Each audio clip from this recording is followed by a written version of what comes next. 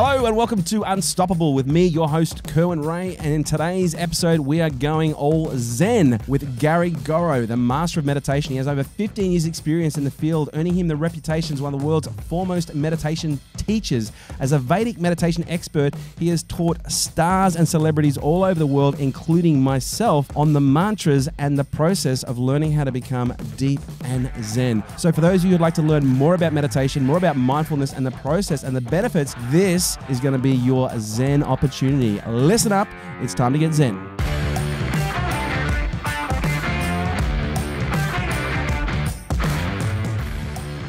Ladies and gentlemen, this is a real honor and a real privilege. Gary Gorrow, welcome to the podcast, mate. Oh, thanks, mate. Now, I know you're a very humble dude, so I can already see you blushing through your incredibly tan skin. Look, I feel like I owe a lot to you for a whole range of reasons. Meditation has played a huge role in my life for a very long time. Meditation's been a really interesting journey for me. And I think a lot of people can probably relate. They have this love-hate relationship with it. Most people try it and they go, well, it's just not for me for whatever reason. I was very lucky. I was brought up in a very spiritual home, a home with a mum who was very open to energies, taught Reiki at the age of 3 and 4, or taught how to use my hands to heal at the age of 3 and 4. And so for me, meditation was almost like something that was an unstructured practice that we learned, but I never really learned how to do it, if that makes sense. Yeah. And then I actually discovered in my early mid-20s, I discovered Vipassana. And Vipassana for me it reminded me of my full contact fighting days. Like, it was hardcore. And for those people playing at home, like this style of meditation, I would go away, and I did this 7 times they say it's a 10-day retreat. But when you look at the dates, when you look at the amount of time, it's actually closer to 11, let's be honest. You're waking up at 4:30 in the morning with a gong. You start meditating. You meditate. You have breaks throughout the day. You're only eating 2 vegan meals a day, and then you typically finish up with meditation discourse at 9:30 at night. And you're doing that for 10 days, 11. But what was really interesting about that is you're taking a vow of silence. You can't look at anyone for the entire time. They segregate the men and the women, so you really are with yourself. And for me, it was an incredibly transformational journey. But when I came back to the real world, the practice was hour in the morning, hour in the afternoon. I found it so difficult to maintain because, entrepreneur, busy guy, always got the excuse, right? But then all of a sudden, I was introduced to yourself through, a good friend called Matt Burke. And he said, look, you need to try Vedic meditation. Vedic meditation, for some people, it's synonymous with transcendental meditation. Similarities are there, but they are different. And then you inducted me into the Meditation Hall of Fame, I call it. Actually, that isn't really true, but you inducted me into the Vedic meditation, and whereby you taught me this practice that I could use 22 minutes or 20 minutes in the morning, 20 minutes in the afternoon, and the impacts were incredible. And again, I'm going to call it timing, because I'm not going to say that I didn't get a lot from Vipassana. I got an enormous amount, but it was almost like the moment you introduced me to Vedic, it was like all of a sudden something was unlocked, something was unleashed, and all of a sudden this discipline that became very challenging all of a sudden became very easy. Is that your experience when you're teaching Vedic? That was my personal experience as well, because I was dabbling in a lot of different spiritual crafts. And I was firstly drawn to doing yoga, the yoga asana. And then at the end of the class, there would be this typical sort of meditation of some kind. Is that like yoga, but just said the right way? Yeah. Yeah, okay, right. Yeah, yoga's... Yoga. Yeah. It's Indian for yogurt. I'm just kidding. So anyway, at the end of the class, there would ultimately be like a guided meditation of some kind. Yeah, right. Or your own personal meditation. And you're given certain cues on how to do it. And I just found that torturous. So much so where I would just sort of lie down and just go elsewhere. I wouldn't even... Or fall asleep. Yeah. I wouldn't even bother trying to attempt to do it because I was like, my mind just can't do this. And so many years passed, and then like you, I found this practice, and then I just found that I mastered it so quickly because the technique is so elegant, so refined, so sophisticated, yet simple, that it just works, and it works universally. So people that say they can't do it, who may have done it, because I've just met with one of my clients yesterday, and he's like, this is so hard, I've just got to go back to guided stuff. And as it turned out, he was just doing the practice incorrectly.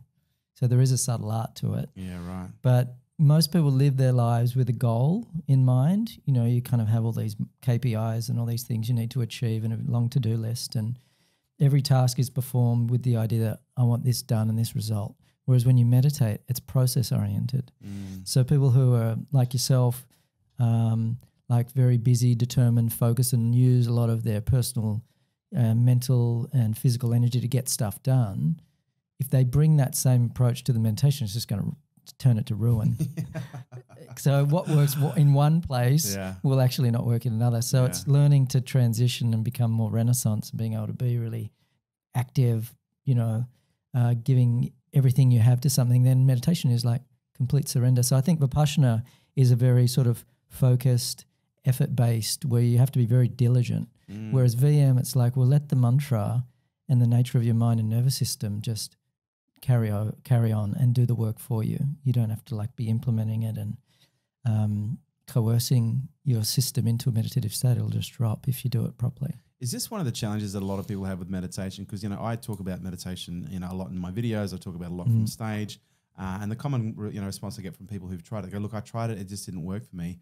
And I said, well, why is that? And I said, well, I just found it very difficult. My mind wanders. And I kind of feel like there's this irony because, it's almost like saying to someone, have you thought about losing weight? Yeah, I tried that. I went to the gym, but I lifted a weight. And after like 6 or 7, lifts, it started to really hurt. And so I put the weight down and I left.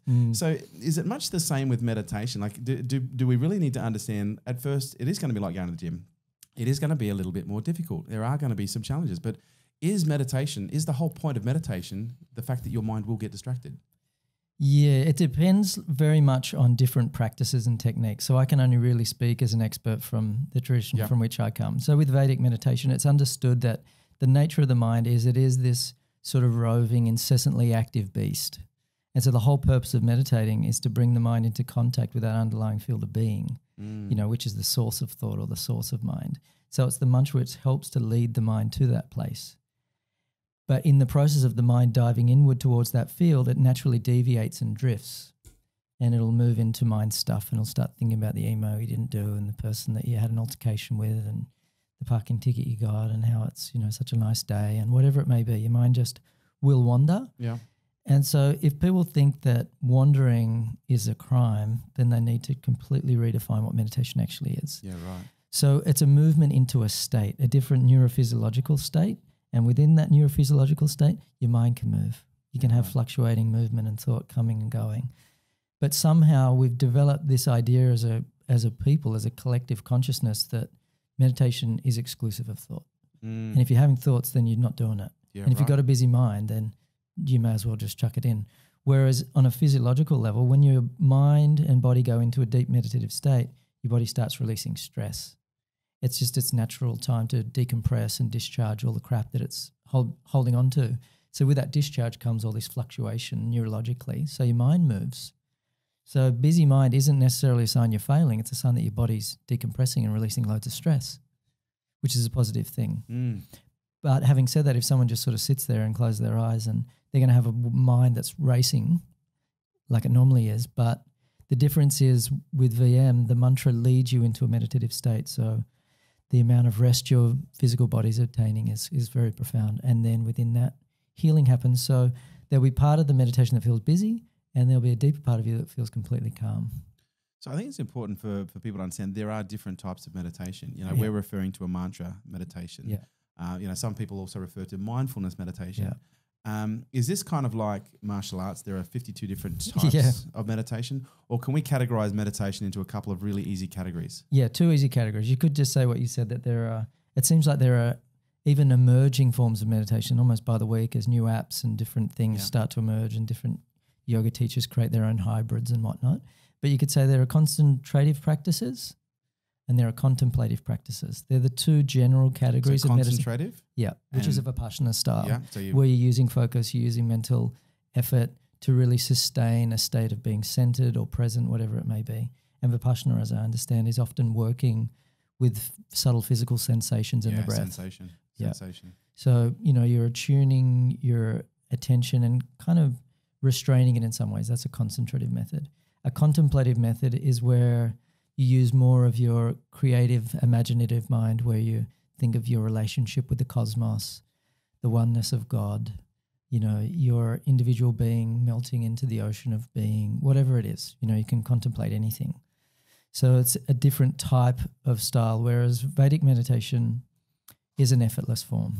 That would be the difference. So you could say there's 3 categories. There's a techniques which are completely effortless and are using the natural predisposition of the mind and the nervous system and just allowing that to do the work, which is what VM does. Yeah, right. Which is founded on the understanding that the nature of your mind is that it will always gravitate towards something which is more rich, more profound, more fulfilling. People, when they turn on television, they always go to the thing they're going to like the most. Or if they're, looking through a magazine in a news agency, they're always going to go to the thing which is most enjoyable for them. So it's a default setting of your mind which will always go to the thing that's better. And so if you give the mind the option just to sit around in rubbishy thoughts or to experience the bliss of transcendence, you'll go, give me that. So the mantra is what allows the mind to transcend. Yeah. Transcend means to go beyond. Okay. So you're going beyond just your normal sort of superficial plane of mind into this more holistic and profound and settled state of awareness. So in your perspective, from where you're sitting, what's the difference between mindfulness and meditation? My personal view on it. Because it's like there's like a full dictionary of different perspectives. Exactly. And it's because mindfulness is a Western created concept. It was never called that by the Buddhists, and traditionally there's no reference to that term at all. So a Western woman who'd studied Buddhism came up with the term, and it wasn't that long ago. It was only like 4 or 5 decades ago or something. And for me, what mindfulness is a waking state practice. Eyes open, here we are. Yep. I'm mindful of you and the light. A process meditation of sorts. Yeah, it's where you're engaging what meditation has been able to create within your mind and within your neurology. You're bringing that to bear on your waking state. So I would say a meditative practice is eyes closed, going deep within oneself. If it's not that, in my view, it's not meditation. So meditation is simply diving deep within oneself, contacting the subtlest level of their being, ultimately. And then a waking state, mindfulness practice is where you use that clear awareness and you learn to develop and cultivate it throughout your waking life. Because meditation shouldn't be this state you go into and it's like, wow, and then your life's no different. So I believe, and this is what I've did when I was working with the team at Google, is they did a mindfulness practice, but it was ineffective. I have to choose my words carefully there. Highly ineffective. Yeah. So then someone that I'd trained there contacted me and said, look, we've got terrible rates of retention, enormous amount of stress, dissatisfaction within our workers, and a multitude of other problems. Yet they've got all the glitz and glamour and everything to remedy it, but it wasn't working. And said, can you do something? I said, sure. And so I ran a new program, and what I got them to do first was learn to transcend. Get them to go beyond their mind, change the state of their nervous system, create new neural networks. And then after that, it's very easy to be mindful. But if you have this very disorderly mind that's kind of got lots of static, and you say to that person, just be present or just be grateful, it's really difficult. Because how do you tell a drunk person to be sober? So when you look at someone who's got this busy, stressed out mind, it's the same thing. Trying to command you to be present and be fully here, but it's like telling, a belligerent drunk just to drive straight. It's not possible. So I believe meditation is the foundation for mindfulness. And it is. You look traditionally, if you peel back, it would be, the Buddha teaching, enter this state of samadhi, go into that internal state of, pure awareness. And then from there, you end up developing it. So I think mindfulness without that is such hard work. Yeah. Or it's just having a small effect. It'll give you it'll give you some effect, but it'll just be marginal and it won't be deeply embedded into. And this is just me, John Kabat-Zinn and all those guys will say otherwise. Everyone's got a different perspective, but I've had discussions with people say, well, I can meditate while I'm washing the dishes. I can meditate while I'm running. I go, well, actually, that's closer towards mindfulness. Where you're becoming aware or you're focusing on something. In a waking state. But it's interesting, I know for me, my practice, and I'm so in love with Vedic meditation. I know I went away from my practice for a little while. I came back in it last year when I was going through my separation with my wife, and I've continued very strongly. But what's interesting for me is there are certain sensations that I feel in my body when I am meditating, especially in my arms and in my hands, that when I do my coming out of my mantra, that I just focus on. And what's interesting is I use that to stay mindful throughout the day. So throughout the day, whenever I'm feeling a little bit worked up, I just tune in and I can literally, and I don't know if this is weird, maybe I'm having a stroke, but I literally feel from here to the tips of my fingers, whenever I tune in, it's just constantly tingling. And I'm not sure if that comes from the Vipassana, which is, very much about tuning into sensation from the top of your head. You know, you're working through all the way down to the tips of every finger. And I remember at the end of my Vipassana meditations, I'd be able to literally go to any point on my body, whether it be the base of my heel or the corner of my heel or behind my ear, and I can go, wow, I can actually feel that part of my body because we become so attuned, which has really helped me, you know, in my everyday life. But let's actually look at the origins. Like, what are the origins of meditation? Where does it come from? And is there a little bit of contention around that? Well, before we go to that, I just feel I would like to say that I find within, you know, spiritual circles or even within the meditative circles, there can be this them and us type thing that starts to develop. And I would just like to say that I think meditation itself is a beautiful thing, and provided people are doing something, then I bow to them. Yeah, exactly. And, you know, find your ways, you know, look at different things, be experimental. Don't think there's only one way. We're all wired in a particular way, and some people just prefer, you know, visualization exercises or a guided app. So, you know, I don't want to be getting hate mail and all this sort of stuff. But it's interesting. And again, I think we should be open to different perspectives, and, you know, the fact that perhaps not one size fits all.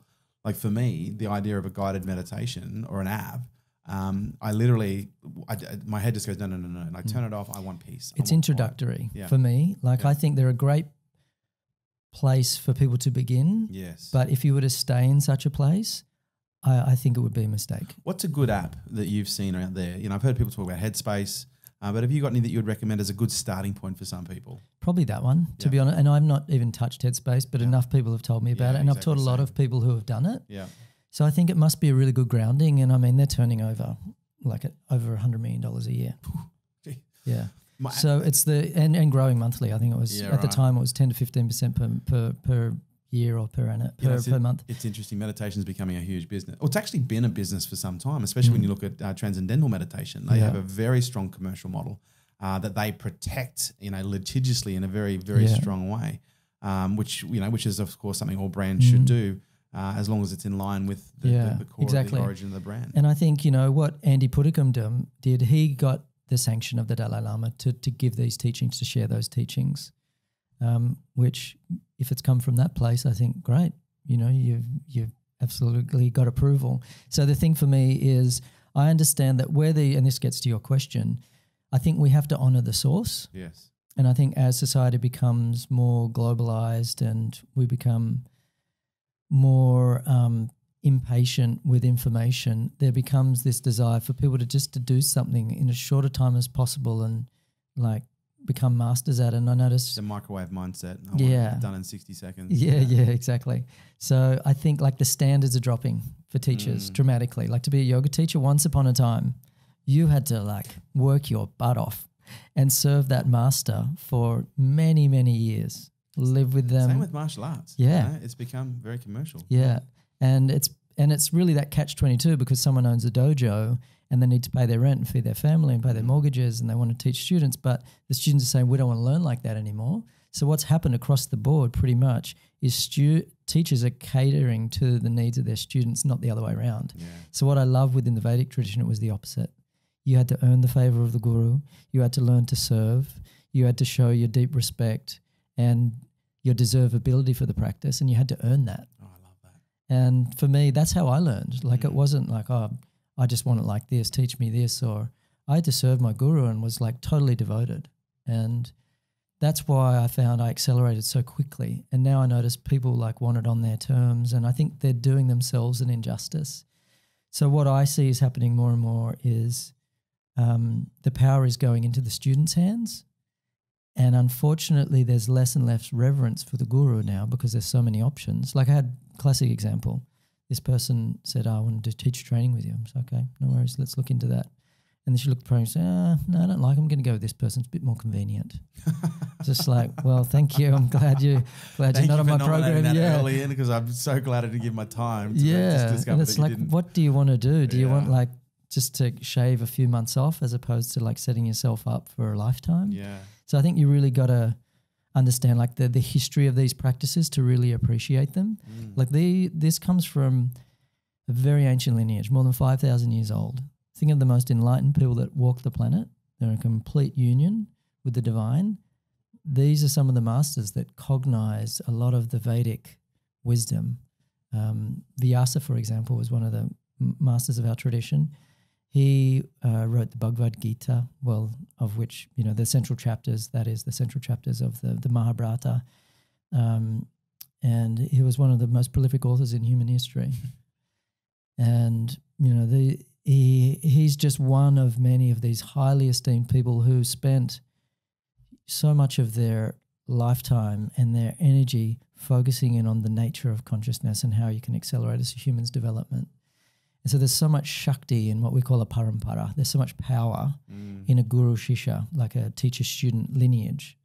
So anytime you come to learn this practice, as you would know, there's like a little ceremony that we do, which invokes the history. Yeah. It invokes all of the cognitions of the masters and that story, and it kind of enlivens it in that moment. And there is something, and we were talking off air just slightly about this, that within that exchange, in that moment between the teacher and student, when that ceremony has been performed, something happens.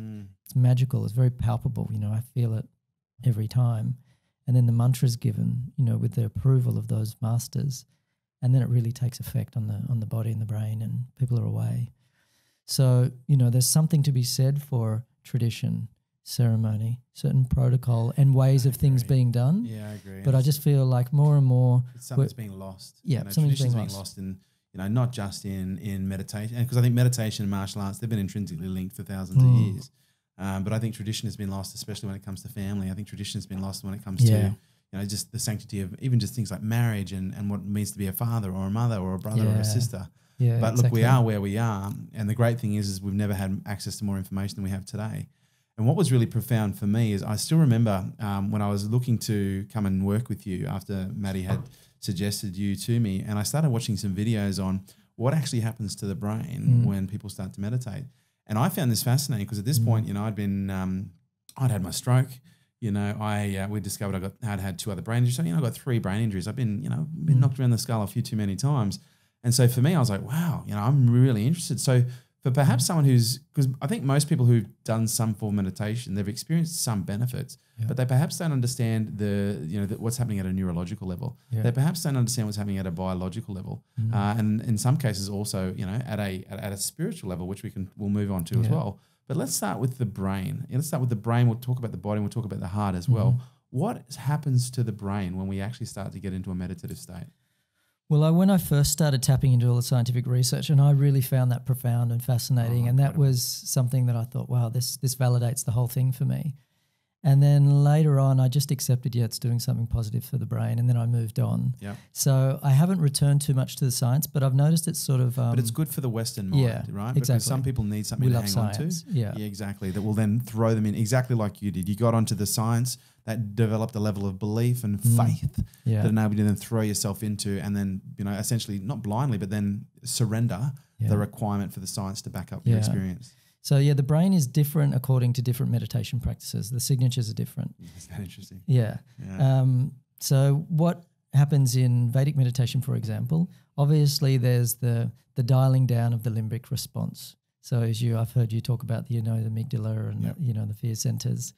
That begins to down-regulate, and then you find other parts of the brain up-regulating. So there's this calming of the brain, and there's this coherent pattern that begins to be demonstrated in the brain, which is probably the most fascinating thing that I've seen about it, besides this other one I'll mention in a sec.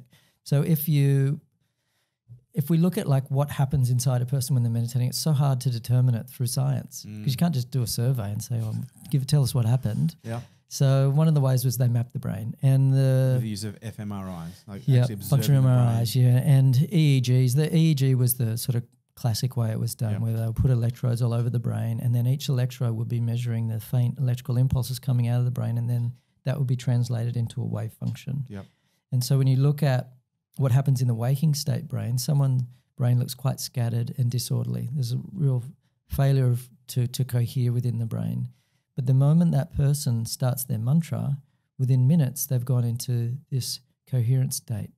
So literally all the different parts of the brain and mind are functioning as one sort of synergistic unit.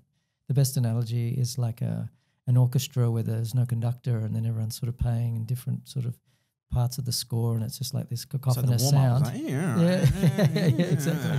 Everyone's like tuning, and then all of a sudden the conductor gets up there and they go knock, knock, knock. Yeah. And then the symphony comes out. Exactly. So he waves the baton, and then everyone's playing this beautiful melody. And that's very much analogous to what's going on inside the brain. So prior to meditation, and there's disorder, and within meditation itself, there's this orderly pattern that plays out.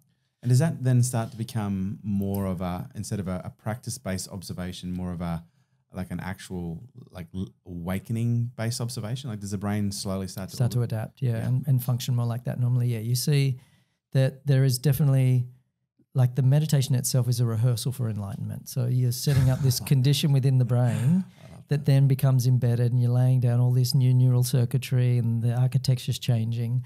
So then you find the meditation has prepared you to function in your waking state in this elevated space.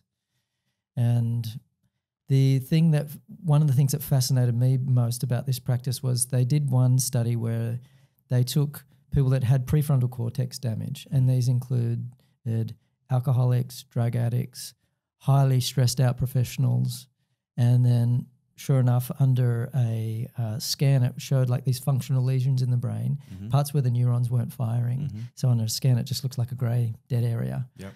And then they learned to meditate, these subjects, and then they measured their brains 3 months later, and all the lesions had disappeared. So, I mean, all this blood was flowing, the neurons were firing again. And so the brain can repair itself. And this wasn't common knowledge back in the day when I learned, because we weren't as acutely aware of the principle of neuroplasticity back then.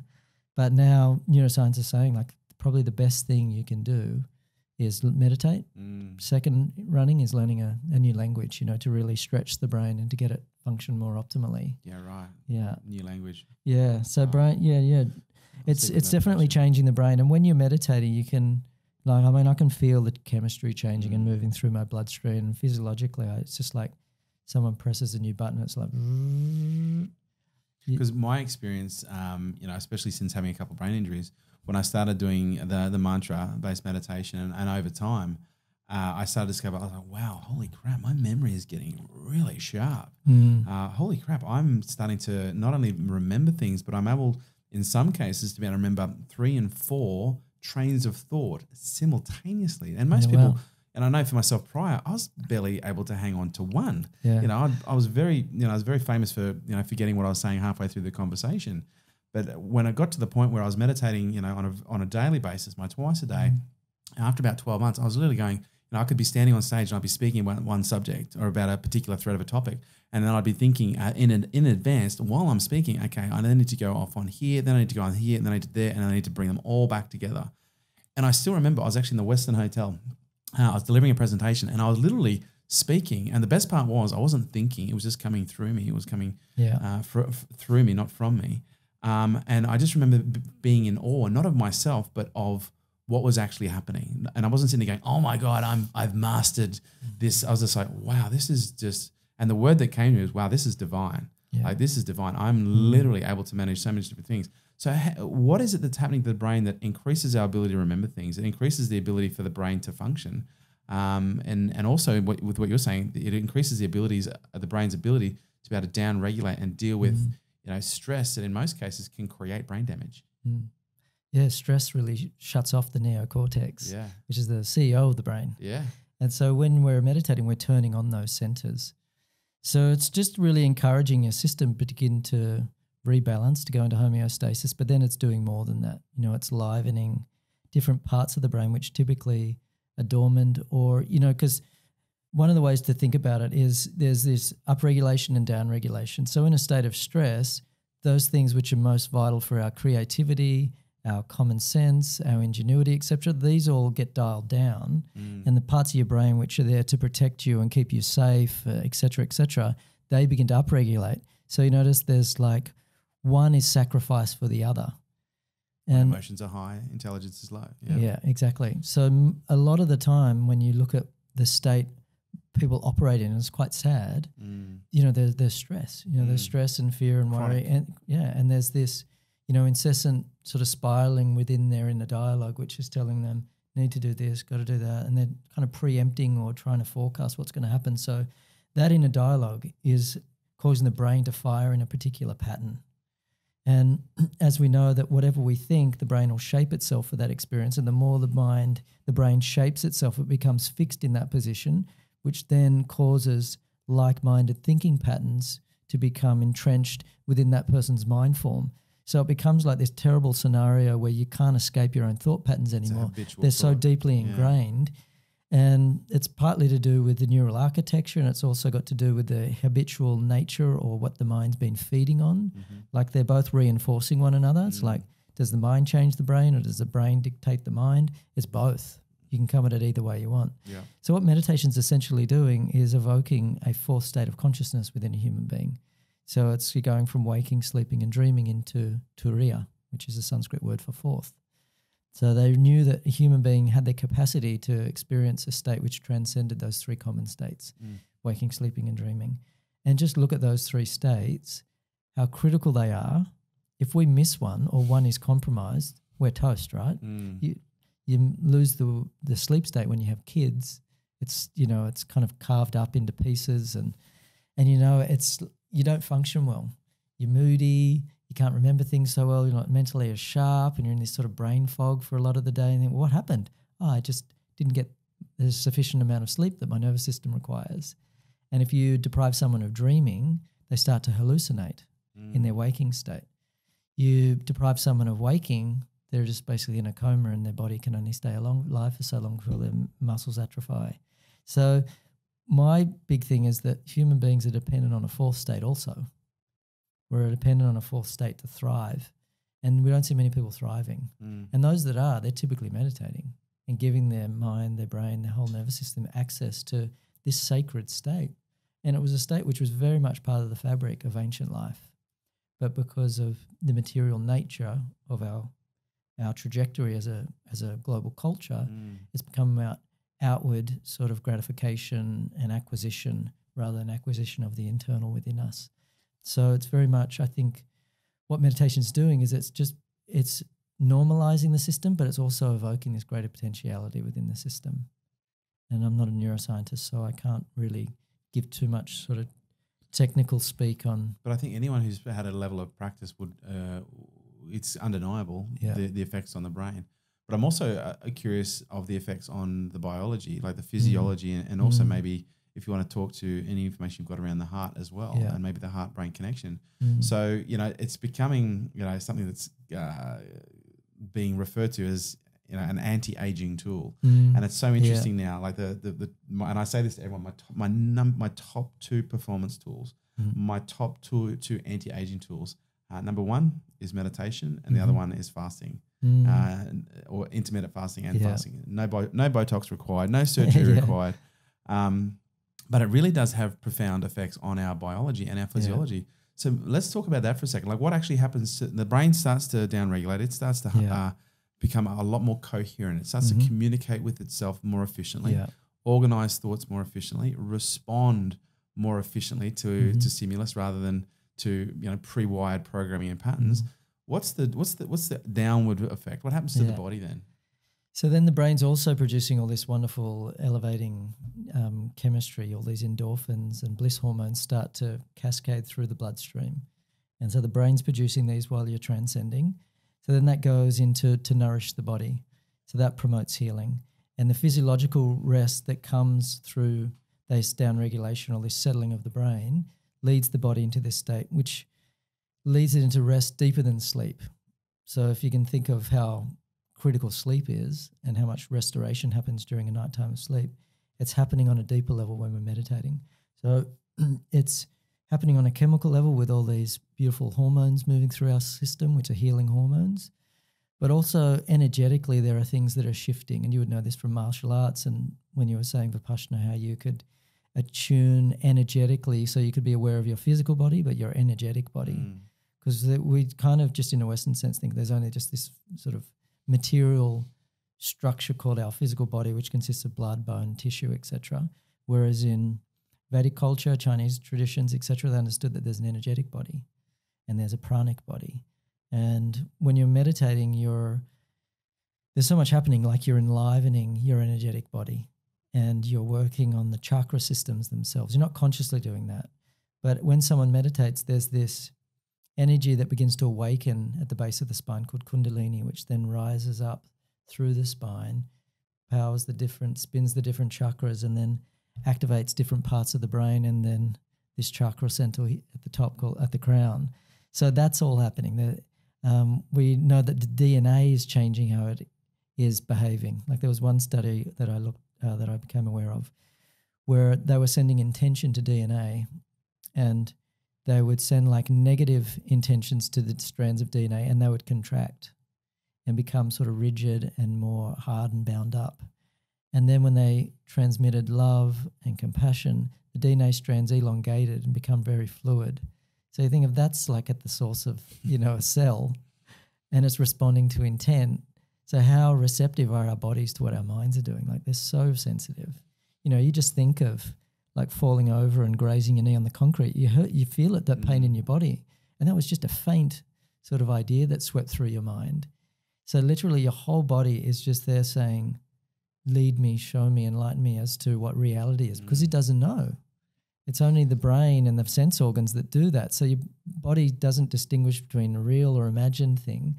So when you're meditating, you're giving the body this deep peace, and it begins to kind of merge back into, that peaceful state of that it's at its source, because everything comes from silence, everything comes from being. So we're helping to take the body back, and that's why it doesn't rapidly age. When you get under stress, you're saying your body, you're in danger, protect, and it goes into this hypervigilant mode, and fear and adrenaline and noradrenaline and all this stuff cascades through because it thinks I'm in danger. So that's what leads to the running down of the body. So meditation will turn off that response for one, but the science also shows that someone who's been practicing the study on transcendental meditation, what was done, looked at subjects who'd been meditating for 5 years, and they measured their biological age at the beginning of the study. Biological age and chronological age, there's a distinction between the two. Yep. And then they measured them 5 years later, and they'd found they'd gone back 12 years. In 5 years. Biologically. So they'd aged 5 years but regressed biologically 12 years. Yeah. And people who hadn't been went forward 5 or 8. So they should have been, say, started 25 and they should have been 35 years later. Dude, you need to open an anti-aging clinic. Like you do. No, you should be calling it anti-aging. Don't worry about this fucking Vipassana or Vedic or transcendental bullshit. Let's just call it an anti-aging clinic. You just get people in. But then we get all these vain women. Get all these vain women in, right? Teach them how to meditate, teach them how to fast. And because I'd love to see a correlated study of people who meditated for 5 years but also engaged in either regular fasting processes or intermittent fasting schedules, because one of the obvious, or maybe it's not the obvious side effects, but one of the obvious side effects for me that I discovered through my practice, the more I practice meditation, the more aware I become, the more self-aware. That's the whole point of the I know, right? It's this incredible side effect. But what's interesting is that as I became more self-aware, as I became more conscious, and we talk about intentionality, and we talk about sending intentions to DNA and the impacts on DNA. And for any skeptics out there, you've only got to go and read The Biology Belief by Bruce Lipton. Who's one of the top who was a endocrinologist, I think, one of the top endocrinologists or cellular biologists. Yeah. And he discovered that we have the ability to actually impact our DNA, to actually change our DNA, switch on specific genetic markers on and off, depending on the perception or the perspective that we are holding, which is fundamentally driven by what we believe, which kind of then brings into the conversation the power of intention. There's been numerous studies that have been done. There's a great book out there called, there's a number of them, but the one that springs to mind is what's his name? Malcolm Talbot. The holographic universe. Yeah. There's a number of studies that I talk about in there. There's a number of studies that refer to in What the Bleep from different scientists where they've done these studies where they have had these either random number generators, which is just a little piece of beta decay that is being measured for the positive and negative charges that are being released as it's breaking down. Yeah. And they discovered that just by placing an intention, by putting $5 an hour student with low levels of consciousness into a room with a random number generator, they were able to affect the outcome of that of the result by, in some cases, by as much as 1 or 2%, which you might think is, that's only small. But when you're considering that the events of that entire piece of matter to break down was about 5 million events, it's quite considerable.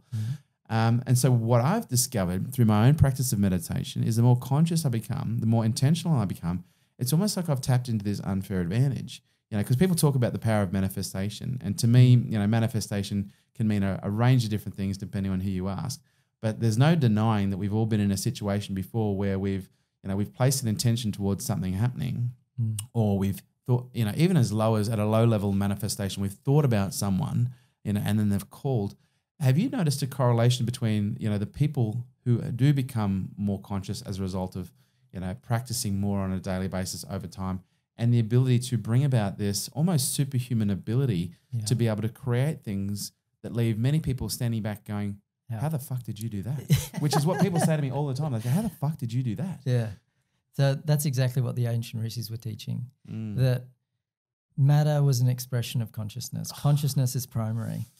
And so they were always encouraging, master the inner space. When you master your inner space, then you have mastery and command over the laws of nature because you're in harmony with them. And you won't violate the laws of nature ultimately and create bad karma, etc. But there's this beautiful Vedic expression. It says, do more, accomplish less. Do less, accomplish more. Do least, accomplish most. Do nothing, accomplish everything. So it's looking at the power of consciousness itself, with just as a mere intention, that moves out, that thought form moves out, and then it begins to cause the field of creation to begin to manifest or behave in certain ways. And it happens to me all the time. Happens to me just like 2 days ago. I was up in Byron. I thought, I'm going on a boat trip surfing and I really need a new surfboard. And I thought, I'm going to go to the shop and check out some new craft and I'll pick up something. I never managed to get there because I got too busy doing stuff. And then I get to Sydney and I call my friend and like, I didn't bring my board down. We should go for a surf.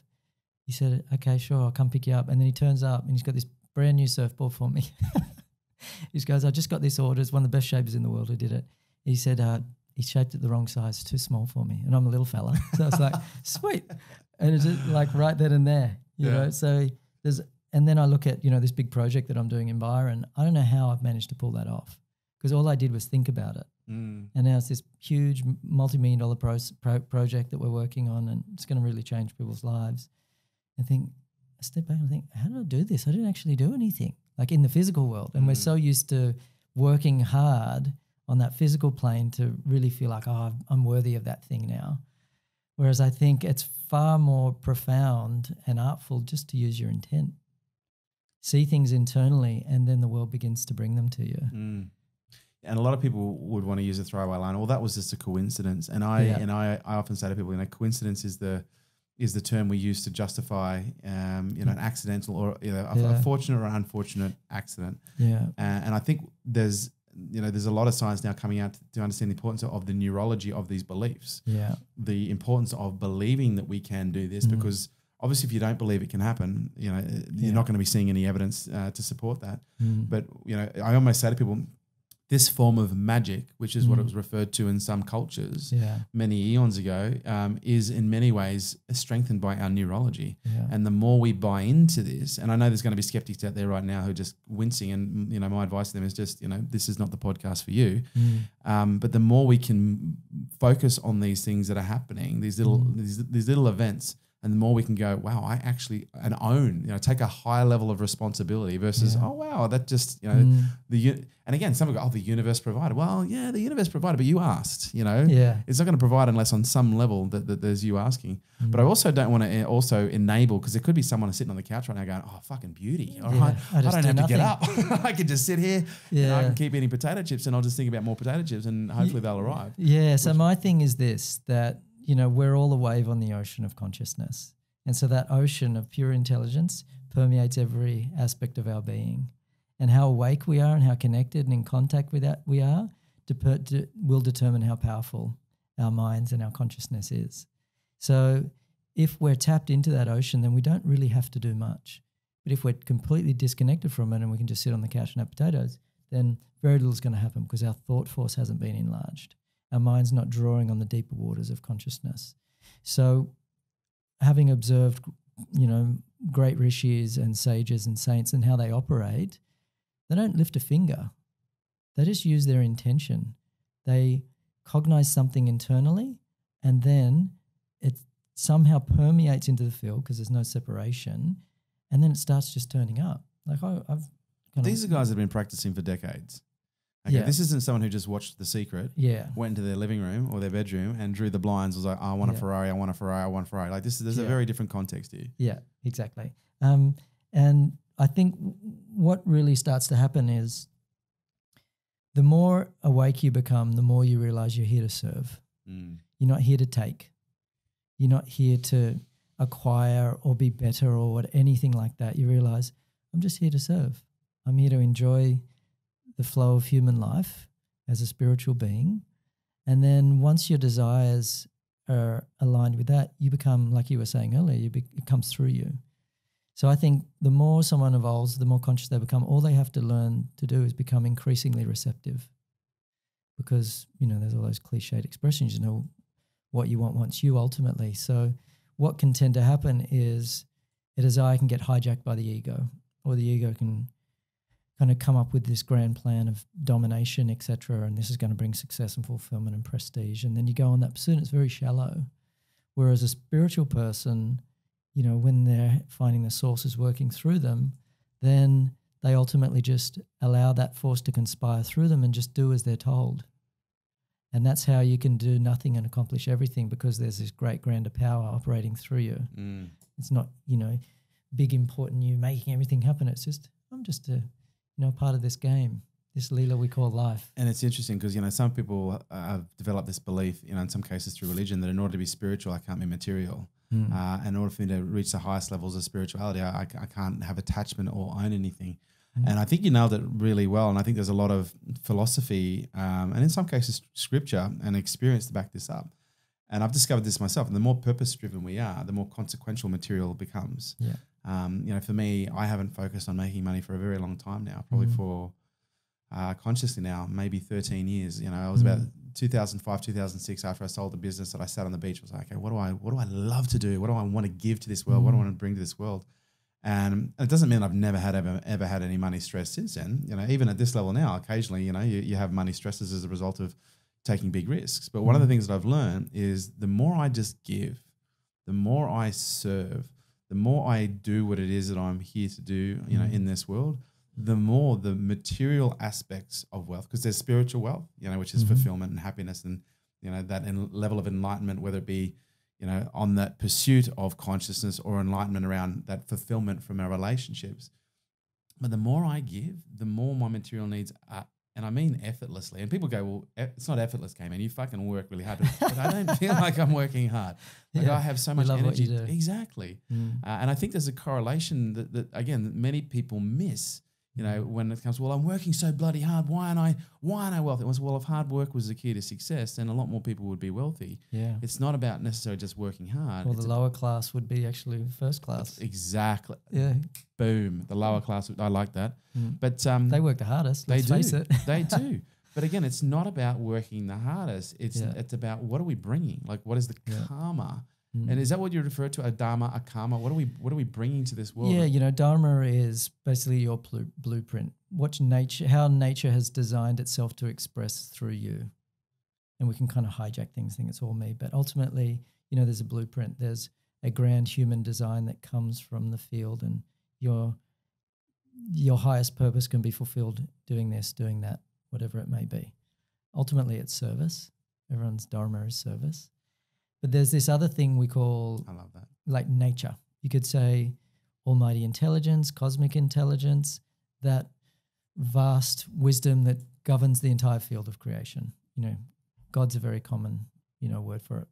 We just like to call it nature with a capital N. So when you're living in alignment and supporting creation, you get support of nature.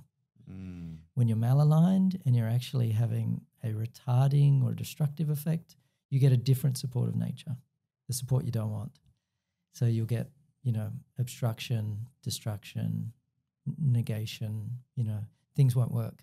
So when you're really doing what nature intended you to do, that's when you can really just let it lead the way. And that's basically how I've lived my life for the past 20 years.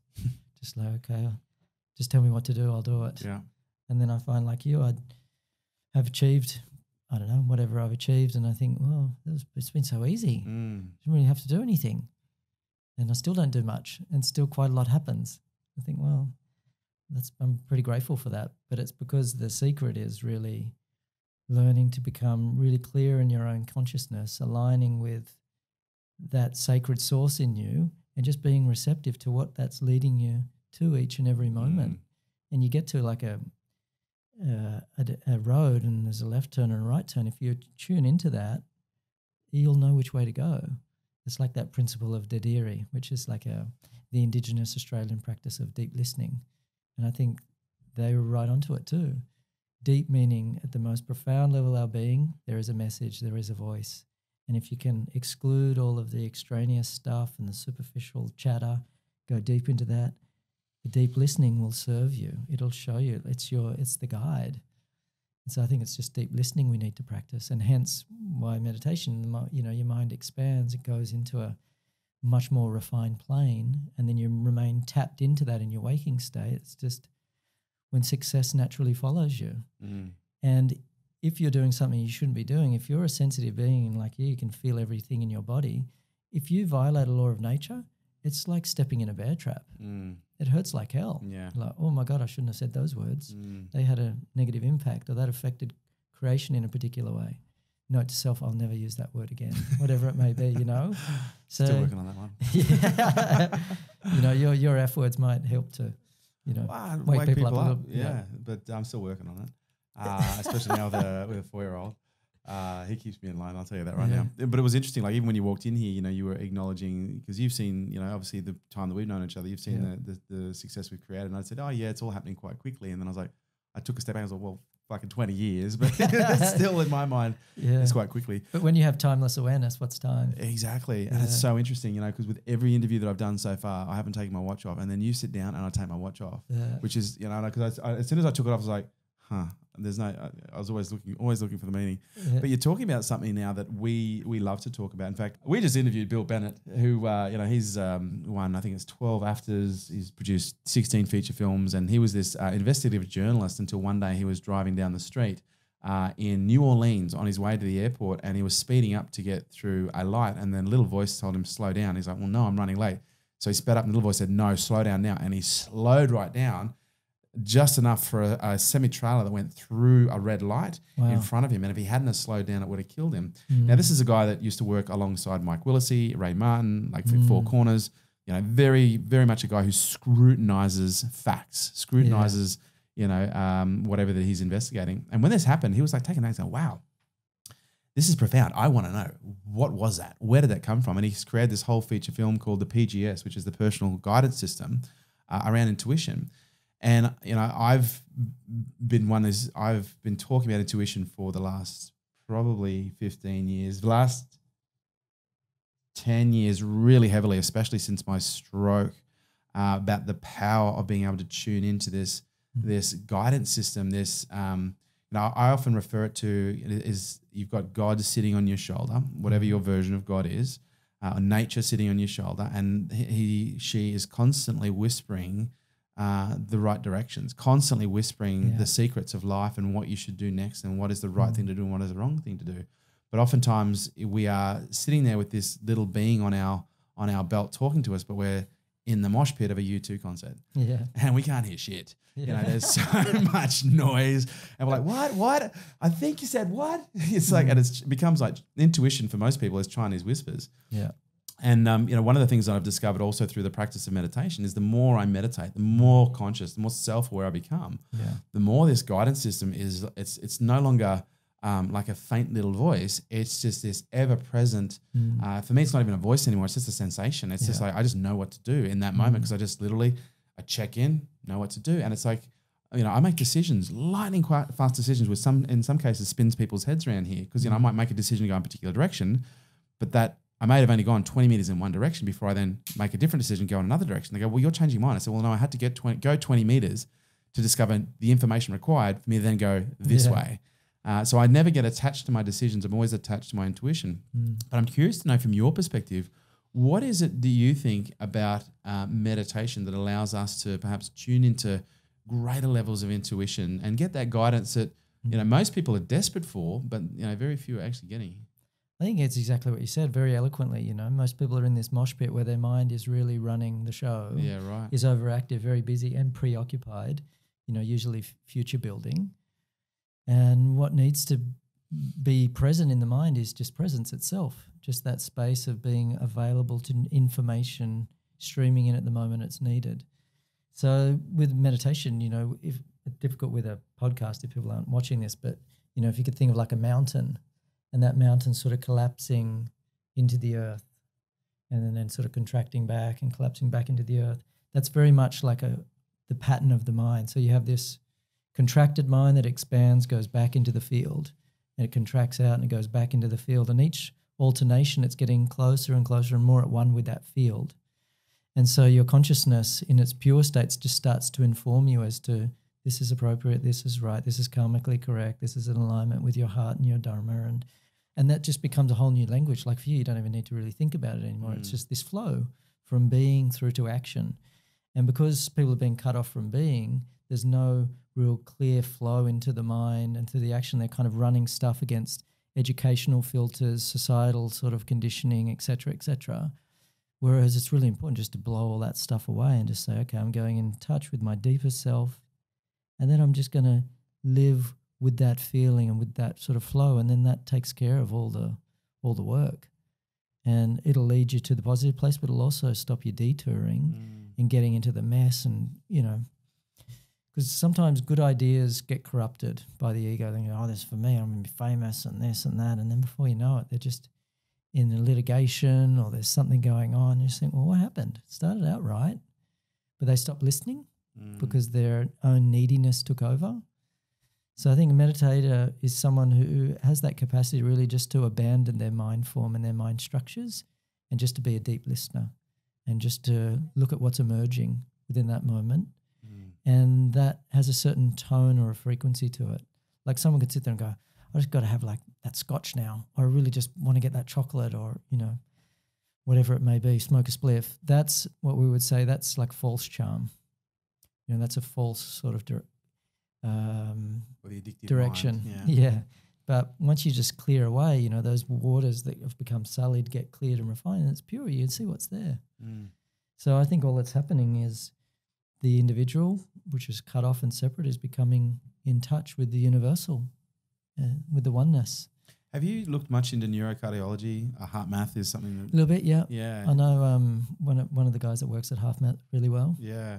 I found their science quite interesting, especially the heart-brain coherency. Yeah, it's fantastic. And, you know, when you start hearing the science saying, you know, the heart is sending 16 times more information to the brain is to the heart. Yeah. You know, heart has 100,000 times the electrical charge of any other organ in the body. The only organ with sufficient electrical charge to be able to imprint information on, you know, whether it be the morphogenic field or the biophotonic energy that's leaving the body, has its own central nervous system, has 40,000 neurons, it stores information made of neural tissue. So I'm curious to know from your discovery what the effects meditation have had on the heart. Yeah. Like, is there anything that you can talk to about that? Well, I can talk about my own personal experience. So very much, I believe as human beings, we need to think holistically. You need to have good diet, good lifestyle. You need to have a sense of place and purpose. You need to be doing something that really fills your spirit. You know, you feel encouraged that you love to do. You need to have, you know, good intimate relationships, and you need to exercise regularly. You need good herbal support. You need to have something which transcends you, takes you beyond your mind, your conditioning, all of that stuff. So I'd found within my own personal journey, I arrived at a point where I realized my heart isn't full. My heart isn't open or awakened. And I've become so expert at just saying goodbye to the world and going into this transcended space, which was so blissful and euphoric. But I also realized, but I haven't developed my heart. I haven't developed the virtues and the qualities of my heart. And I could feel it physically that I would get sort of jarred up and blocked up in this particular area. So I was doing, you know, some sort of physical work to remedy it. And then I was fortunate enough to have like a heart opening experience, and I realized, oh, my intuition was right. Like, this is everything. The heart is everything. And even Maharishi would say the same thing, that someone said, what's all this knowledge? Because there's like spiritual practices, and then there's all the philosophy and all the knowledge and the wisdom, which is like nectar, that stuff. But one time a student said to Maharishi, this knowledge seems endless, and what's the point of it all? And he said, well, ultimately to abandon all knowledge and just to fall into the heart. I remember you saying that. You know, it's all about the capacity just to be inside the heart. And so I think from a Vedic perspective, they recognize we have two hearts. We have a physical heart, which is the one heart math's measuring, but we have a spiritual heart, and that dwells here, you know, in the center of our chest. So through my meditation practice, what I found was this center becoming a new world you know, this is where enlightenment sits in a human being. Like there's this kind of there's this unboundedness that sits inside you, and that's the opening of the blossoming of the heart.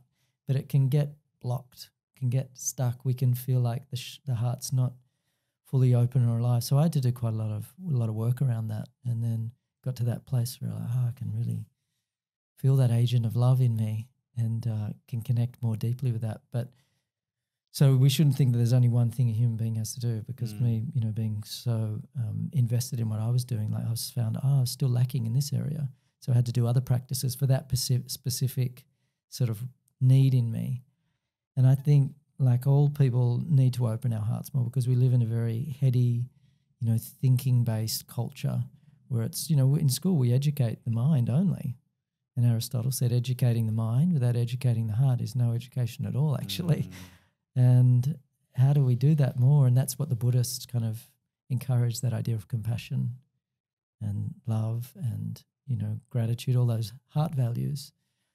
So I think there's certainly far more work people can do, and that's when I believe those contemplative practices become very powerful, and those visualization practices become very, very powerful, and also those concentrative practices become very, very powerful, because you can direct your energy to that place, or you can feel, you know, the blossoming of the lotus of the heart, or you can kind of see yourself being more loving and caring, and ultimately being able to witness when you're not. Going, why did I just do that or react that way or say that thing, or why am I thinking like that? As a meditator, you can rise above your ordinary consciousness and be like the witness to your own behaviors, and then you can mediate, and then you can change. So I think the heart is ultimately what it's about. The heart math thing, I believe, is talking about more the apparatus, but I believe the apparatus is enhanced through spiritual power. And again, that's where the connection lies. But for me, it's just being able to tie it all together, you know, understanding heart rate variability, and the more, and this is actually a literal concept, the more open our heart is, literally, the more our heart actually physically opens. And, you know, what we've also discovered is that the heart is receiving information. It's also sending information. And the more the heart opens, the greater the bandwidth of information it's receiving. Because a lot of people find it very difficult to go, well, how can you prove to me that intuition exists at all? How does your phone fucking work, pal? You know, how do you, Explain that to me. Yeah, how do you download the entire internet to your smartphone? Because once upon a time, if I had told you that you can access, you know, every written piece of information that's ever been documented in human history, and it'll be in a little device that'll be weigh like, you know, 300 grams, you would have told me that I was an idiot. Whereas now, you know, Wi-Fi downloading information is, you know, something that we just all take for granted. Whereas, you know, I think there's a biological connection. You know, we have the ability to receive information much like our phone does. And the more open we are to receive, the more information there is that can come about. There's two areas that I want to go to before we wrap this up. The first one is meditation and addiction. You know, I'm someone who identifies as an addict. You know, I've got addict behaviors, and I'm very aware of, you know, the things that I do. Were you once an addict? Yeah, well, that's an interesting question, because, you know, it depends on who you ask, because addiction is depending on who you ask, it's either something that you've had or it's a lifelong condition. You know, and I've identified in both. But were you boozing? Were you drugging? No, I was taking speed when I was 19. So I got addicted to speed for about 9 months. And then I had an on-off relationship with cannabis in my mid-20s or my late 30s, early 30s. But what's interesting is when I was addicted to speed when I was 19, you know, I went and saw a shrink, got myself clean, I was thankful I didn't need rehab. But I did learn a lot about myself, and I was really switched on to addictive tendencies. And I'm of the belief that everyone is an addict. It's a spectrum. There's just depends on where you fall on the spectrum. You know, some people are addicted to food, some people are addicted to shopping, some people are just addicted to organising their cutlery in a particular way. And some people are addicted to the idea that they have to work. Where's money is one of the greatest addictions of in humanity, because you look at how people behave when they run out of money. They behave like a crack addict who's clucking for a fix.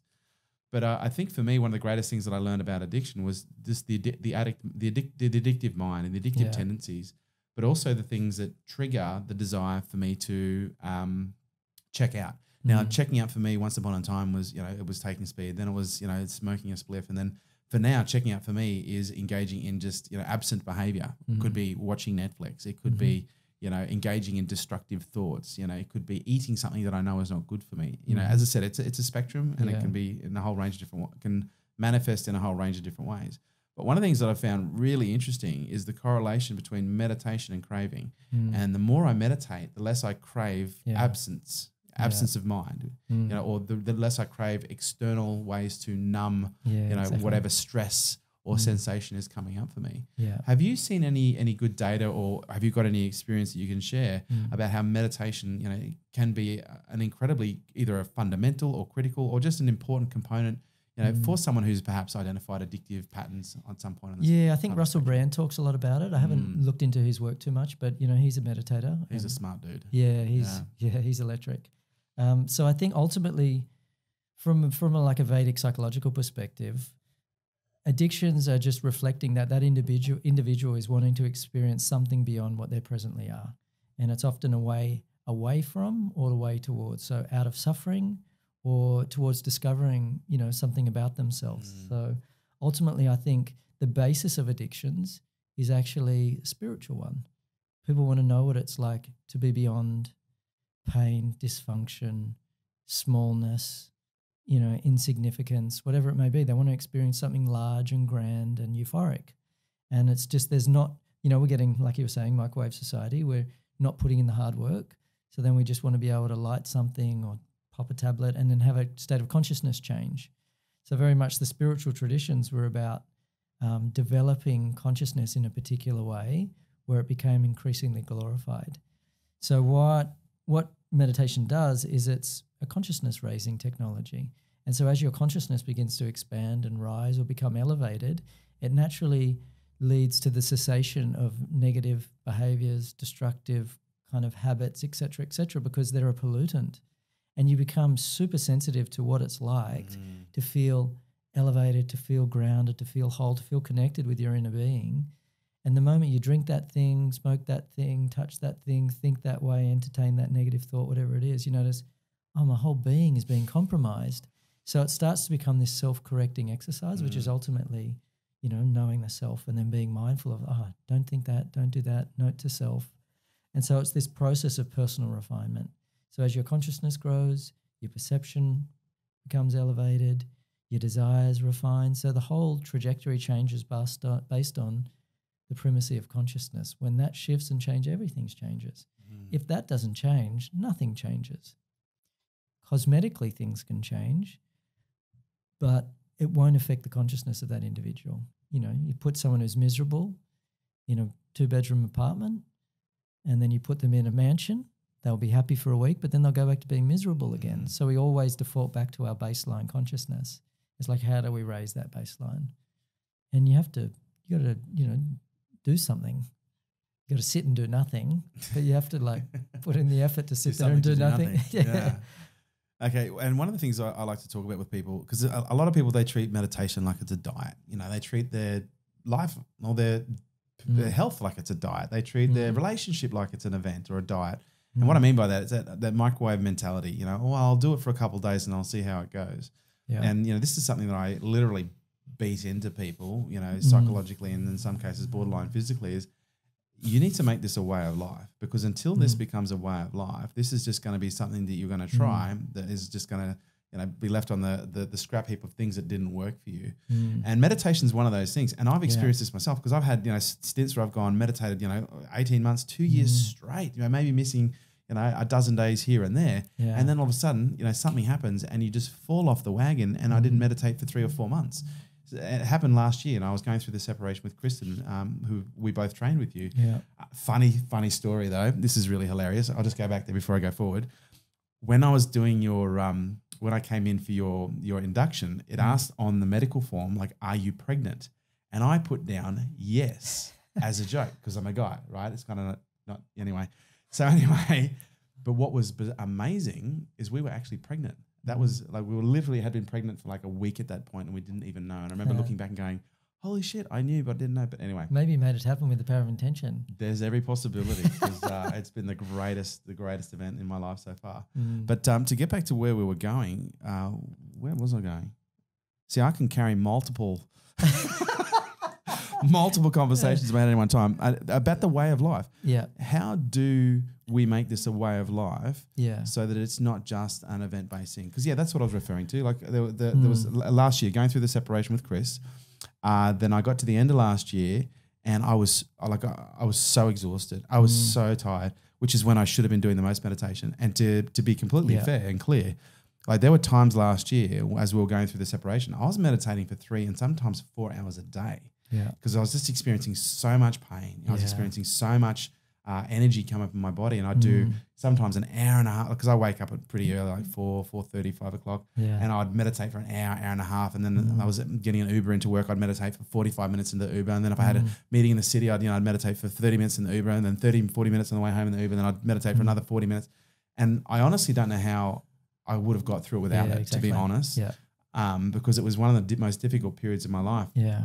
But then fast forward to 18th of December, I clock out of here and I'm sliding sideways into Christmas. And then, I took my foot off the gas for, I think it was like maybe 5 weeks. 5 weeks I just didn't meditate, maybe a couple of hours here and there. But then I got back on the wagon again. Then I got back in here. But for someone like me who does this, and that's not the first time that's happened to me, but for people who maybe try it for a day, 3 days, or 6 weeks, and then they have the same experience, do you have any hacks or even just basic suggestions that we can use so that it becomes more of a way of life, so it's effortless rather than effortful? Yeah. So, I mean, if someone comes and learns VM with me or one of the other teachers, they'll find that there's a very simple way to get into the zone each day. You just start to set it as something you do at the outset of the day, and then you do it somewhere towards the latter part of the day once your work's sort of wound up. And it takes about 28 days to fix a habit. So if someone can just sort of have a non-negotiable attitude for a series of weeks, then it's embedded as part of something that is just like the landscape of their life, like brushing your teeth twice a day, having 3 meals, or in your case probably one meal a day. Or shaving, or people putting on makeup, or having a morning coffee. Like, these are just unconscious acts after a while. Yeah. So it just becomes something that you find yourself implementing without having to be too militant about it. It's just, I do this now. And the thing that you start to notice once your nervous system and you have normalized to the chemistry of that and the feeling of that and the energetic state you enter into, to deprive yourself of that feels terribly toxic. In the bloodstream, you notice there's stress hormones, you feel tense in your system, your mind's not so sharp and clear, and you might feel in your heart you're a little bit sort of tense or whatever it may be. You can feel the influx of anxiety starting to, echo away and things like that, and people realize, oh, that's right, go and meditate for a few days. So the thing I've noticed through the process of teaching is that when people hit crisis or they hit times of like more acute stress, there's that tendency for them to drop away from their practice. That's when you really got to use your higher mind and go, no, I'm overriding the thing that says I don't have time and I need to panic and worry about all this stuff. It's actually the worst thing you can do. And it's just basically the chemistry in the body that's distracting the brain, saying we need to like focus on all these problems now. We don't have time, and focusing on problem will never actually bring a solution. So the more we can just sort of transcend and withdraw, then you just become more functional. Yeah. So I think people just need to commit a little bit. They need to find something that actually is effective, because if you're doing something, I remember being in a dentist surgery once, and he said, what do you do? You're pretty calm under the knife. And I'm like, oh, I meditate. He goes, oh, I learned to do that. He said, I learned last weekend, and we had to like look at 10 raisins for like 20 minutes. I was like, are you kidding me? Oh, you poor bastard. Oh my God. How much did you pay for that? God. Yeah. I don't know. He probably like got ripped off even if you got it for free, because special bonuses, 10 raisins you can eat afterwards. And you can think, there was once in a field in France growing on a vine that was, 200 years old, that had been cultivated with love, and the soil's like composition is this. And so you can go on that sort of story, but meditation should take you beyond thinking. It shouldn't like strengthen the tendency to think. So I think, you want to make sure that you're doing something that you feel a physiological response from. And if you're learning or practicing VM, for example, you're not noticing effect, it's because you're doing it wrong. Like, for example, one of my clients came and saw me yesterday, and he didn't learn with me. He learned with another teacher, but anyway, that's why I'm more confident telling the story. He said, look, I said, how's your meditation going? He goes, oh, man, it's hard. I don't like it. I think I've been kind of going between, the guided stuff and, doing VM. And I was like, okay, tell me more. And then basically, as it turned out, he was doing the practice completely incorrectly. It was what we talked about initially, like he was focusing, trying, straining, attempting to make his mind quiet, trying to, focus on silence and keeping thoughts at bay and just doing everything completely wrong. And so I aligned his practice, and he was like falling asleep, like in moments, like all his fatigue was rushing out of his system, and he was accessing deep meditation. But it's the methodology that's so important. And let's touch on that quickly, because I've had people say this as well. Every time I try to meditate, I'm falling asleep, and I'm like, well, that's actually fatigue leaving your body. Exactly. You're actually giving your body time to release. So can you talk to that super quickly? Like when people experience that, that's a good thing. Yeah, it's positive. It means their nervous system's in this state of hyperarousal. The coffee, the adrenaline, and the determined mind's keeping them trucking on. Yeah. But if you actually switch them out of that sympathetic drive for a few moments, the body's going to go, man, this is how I actually feel.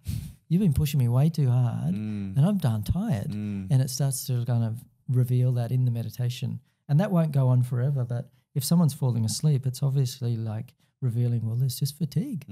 There's a sleep deficit, and your body's now just reclaiming that deficit and returning, the tank to being, full rather than thriving on empty. And it's so interesting because the only time I ever have sleep problems is when I'm not meditating. Yeah. When I meditate, I have no sleep. Even I think it was early last year before I started the heavy practice again. I was having so much trouble with my sleep. Wasn't meditating at the time. I even went and did a sleep study. Yeah. And then I came back and they're like, oh, you got to do this, and this. And I was like, I'm just going to start meditating. And started meditating again within 2 days.